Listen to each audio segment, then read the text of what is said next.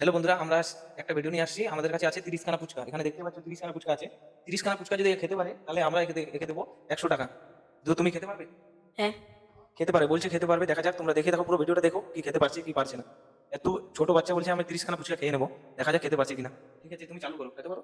হ্যাঁ, তো চালু চালু করো।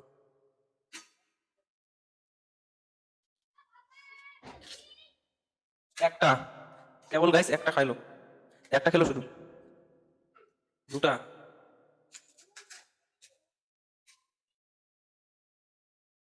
তিনটা, এভাবে খাচ্ছে একদম মনে হচ্ছে কি বলবো আর।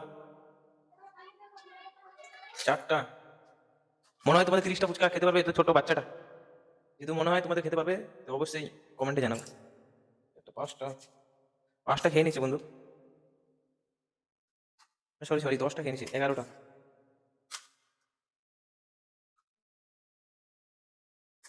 এত ছোট বাচ্চাটা কিভাবে ফুচকা খাচ্ছে দেখতে পাচ্ছ তোমরা, কত স্পিডে খাচ্ছে। বন্ধুরা কি মনে হচ্ছে খেতে পারবে পুরো ফুচকা? ফুল স্পিডে খাচ্ছে।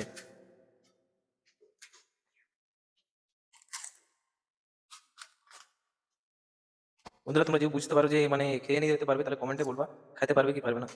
আর যদি তোমরা নেক্সট ভিডিও দেখতে চাও, কি নিয়ে ভিডিও বানাবো সেটা কমেন্টে জানাবে।